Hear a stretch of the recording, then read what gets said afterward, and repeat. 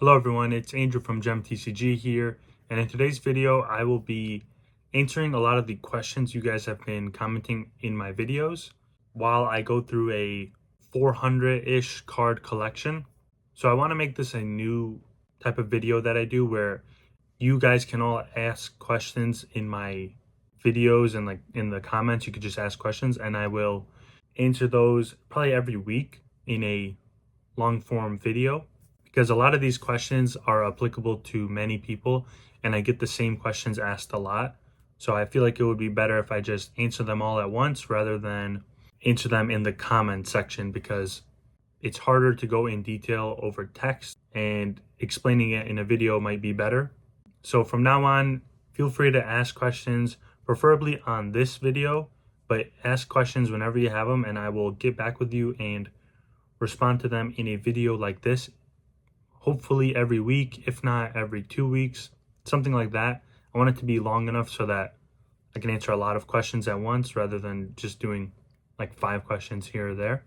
And also, if you're new here, I have a Patreon with the link in the description if you ever need help starting and growing your eBay store. And I added a new section to the discounted sealed product tier where I sell Pokemon card collections at a discount, which would be great for you guys to source them for your eBay stores to get started and have like a good inventory to start with rather than just a bunch of loose cards that you may have laying around.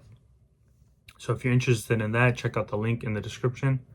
But let's get started with these questions. So I got this collection yesterday from someone local. They came by and just sold it to me, and they sold it at a pretty good price. I think on the collector app it showed $1,400, and then I bought it. He offered to sell it for $800, and typically I would have like countered and said I could do more, but with the collector app the prices are a little bit inconsistent, so I usually go lower on collector app. So with him offering a lower price, I was fine with that. And it's a lot of lower end cards, like just some regular EX, full arts, and a ton of Japanese illustration rares. You'll see throughout the video, there was a bunch of them in there. So yeah, I'm going to be going through this collection and answering some of the questions you guys had, and then if I answer them before I finish going through the collection, I may just talk about some more topics that I was thinking of lately. So yeah, if you asked a question previously, your question may be answered in this video, so stick around for that. And I hope you guys find these helpful. So starting with the first question from the Buffet Bar, they asked, I'm curious what specifically you put into variation listings versus single card listings. Do you stop at a dollar amount or rarity, etc.? So I kind of explained that in one of my other videos, but basically for the variation listings, I do them if they are belonging to a specific type or set. So like, let's see. If there's like a bunch of, like, for example, the trainer gallery cards, that is a huge set. There's like probably like 120 different trainer gallery cards in total.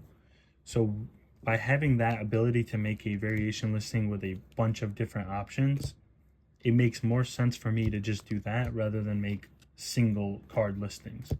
However, if there's something like a Cosmos Holo Rare or a pre-release card from a new set with the stamp on it, since there's not a lot of those in existence, then I would just make like a regular single card listing for that, because one, it doesn't bring in a lot of people collecting that specific item of all of its variations, and two, it's just harder to do that and maintain a like 5 variation listing rather than maintaining a 200 variation listing, because the time commitment overall is less for the like per variation is less the more variations you have, if that makes sense.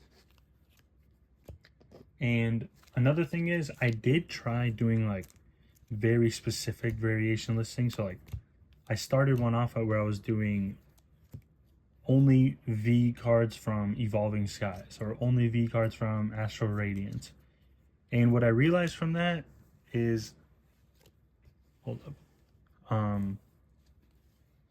not everyone is only looking for certain cards from a certain set. So when you get too specific like that, it kind of hurts you and it will slow down your sales.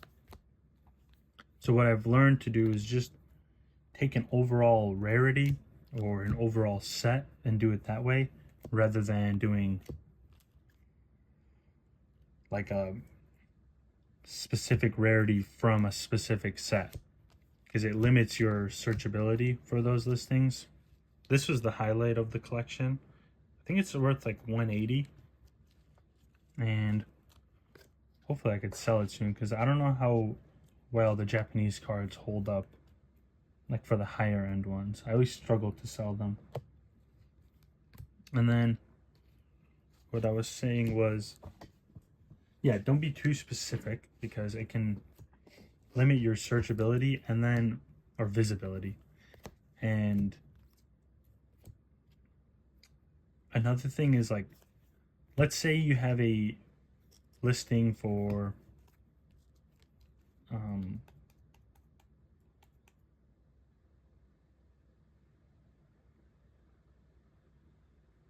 like all the trainer gallery cards, and then say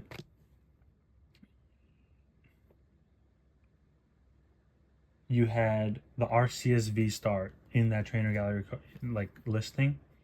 Even if you don't have it in stock, but you have the variation up there, if someone's searching for Arceus V Star, yours will show up. Like your listing will be visible because you have that variation. So then that gives you more visibility in terms of more opportunities for people to see that listing.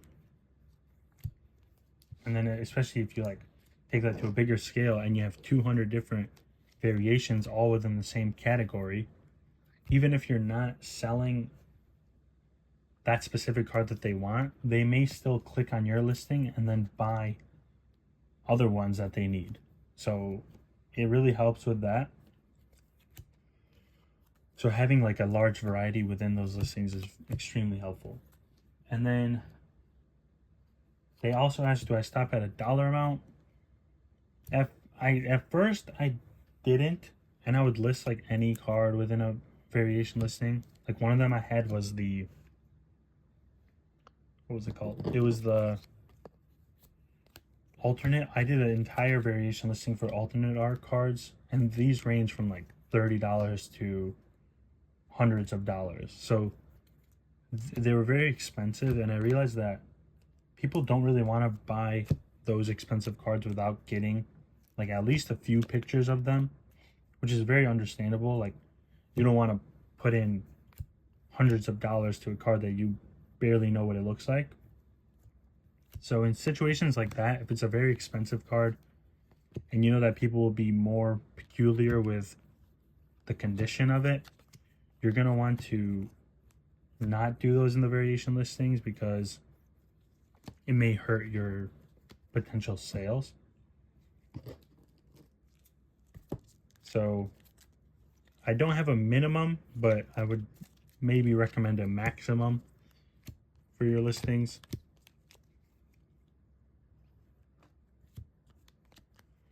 Because even if it's like alternate art cards where it's basically like the people assume they're all near mint, because you don't really get heavily played alt art cards. Like even with those, people will still want to see the front and back because centering is an issue or a concern. And then, you know, there may be like some weird scratches, random stuff that people are like concerned with. So for those type of cards, make single card listings, and I think that's about it for that. So I hope that answered your question. And the next question, let me just finish going through these. Also, this stack right here is the Japanese cards. I'm going to organize those last. The next question was from Bearcat Thunder. How do you work around eBay standard envelope and USPS not scanning it? Since eBay's new policy change stating that they will only release funds once an item has been scanned as delivered, I'm consistently waiting 30 plus days after delivery to receive funds since the mailman never scans the envelope. Do you use a different shipping method, or do you also have to wait those 30 days? Honestly, I didn't even know that was a thing. I didn't know that you have to wait 30 days. That might be for new sellers, but don't quote me on that one. However, I don't think, well, to put it shortly, there's no workaround to that, because you can't really ship things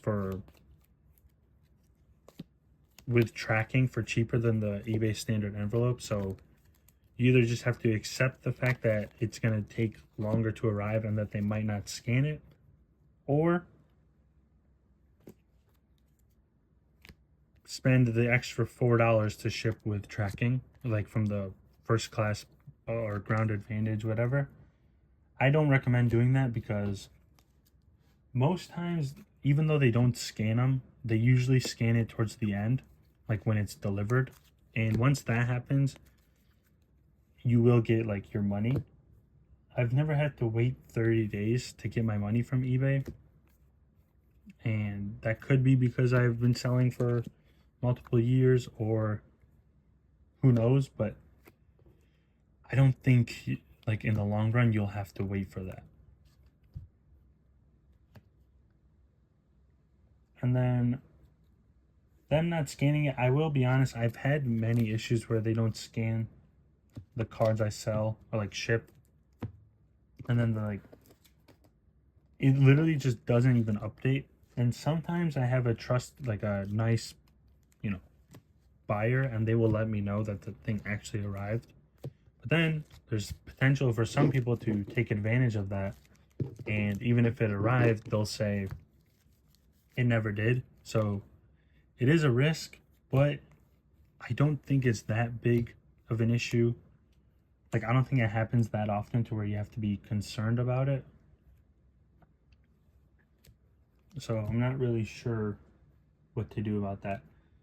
All I would say is that it will get better over time, and then you won't have to wait 30 days each time in the long run.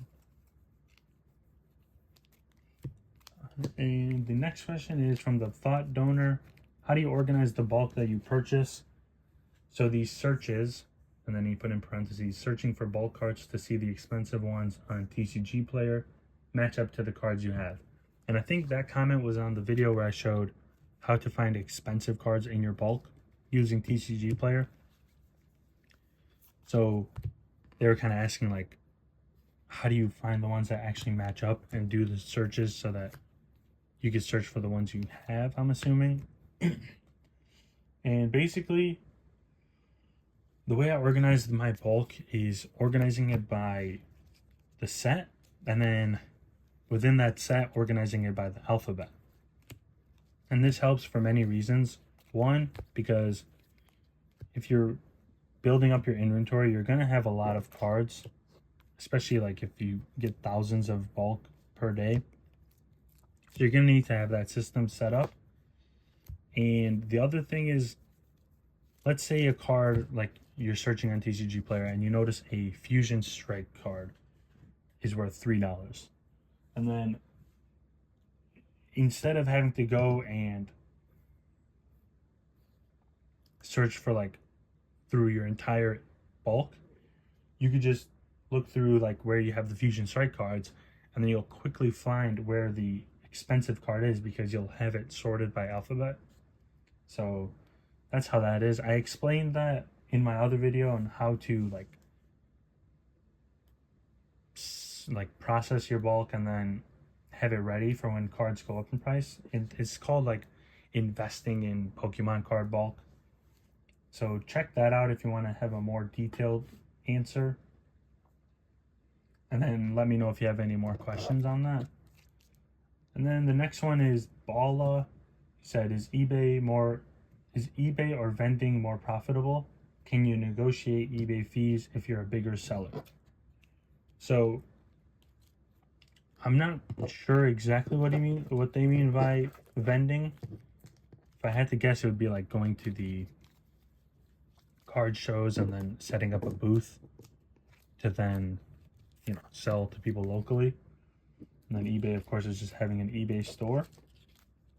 But I've never done vending before.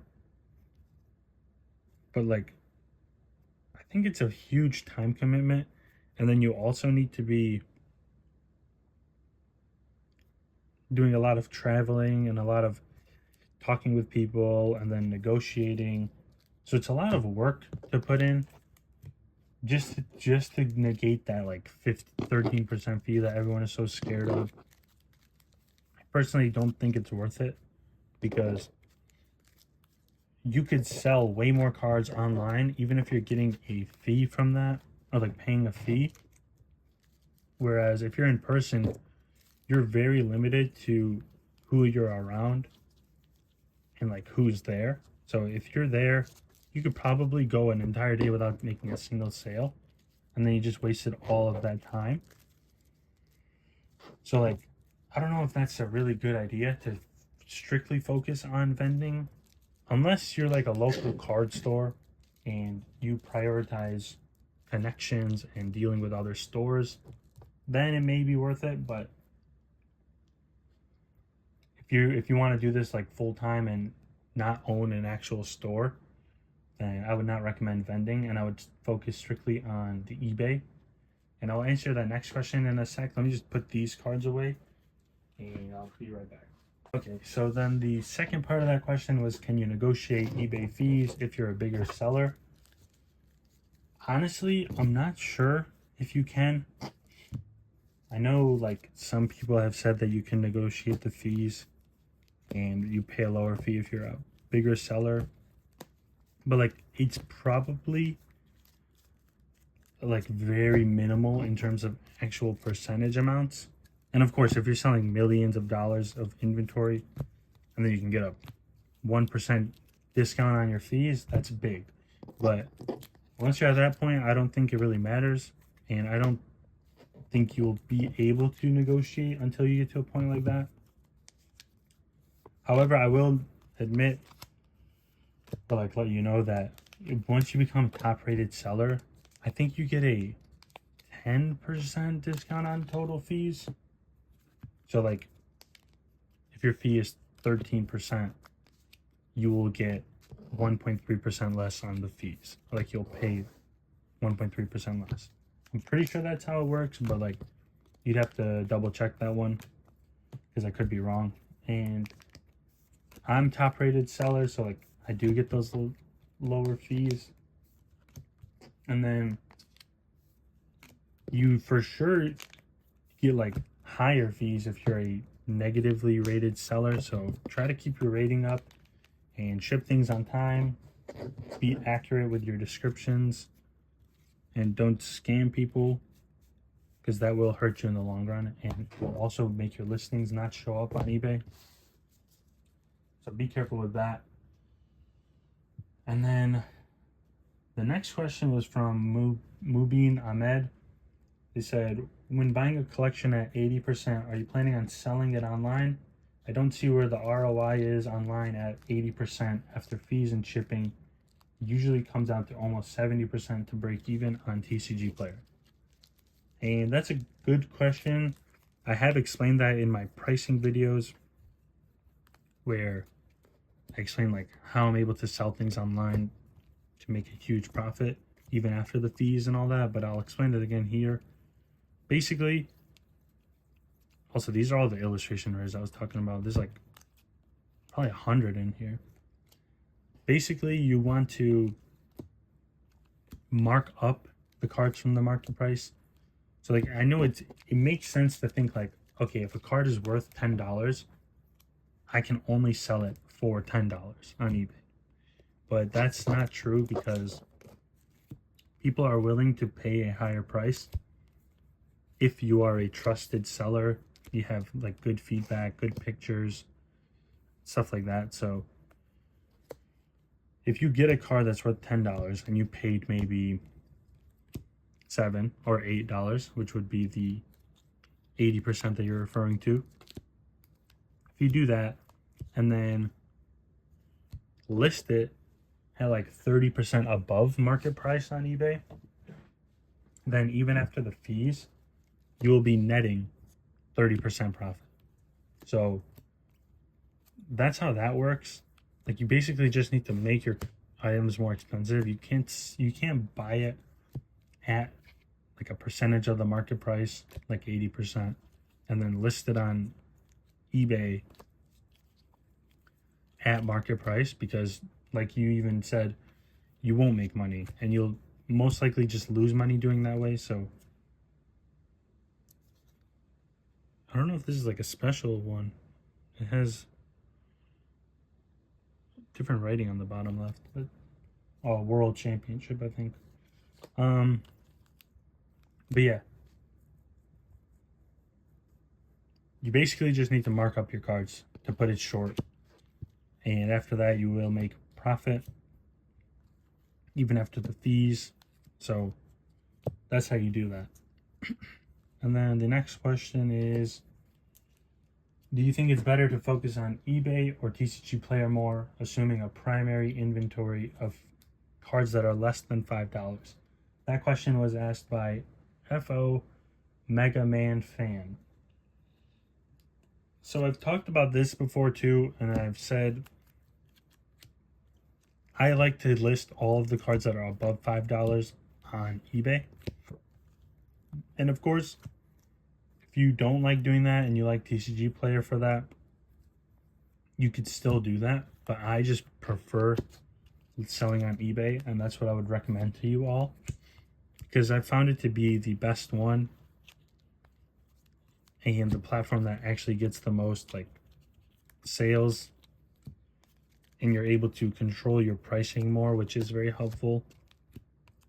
So if you are selling cards in the below $5 range, if it's like bulk cards, maybe TCG Player would be better. But if you have some good cards, like even like a Umbreon V is below $5, but you could sell it for like $7 on eBay, or whatever the market price is times 2. So if you want to make more profit, definitely focus on eBay. If your concern is time and you don't have a lot of time, then you might be better off listing them on TCG Player, simply because it's just easier to list on TCG Player and you can manage a larger inventory in a quicker way doing that. But if you're in it for the long term and you have more time available, and then you want to, get more profit, then definitely list it on eBay. And the last question was from Nathaniel Mills 7147. They said, how many reviews would you recommend having on an eBay store to consider it established? So I've never really thought of it like that.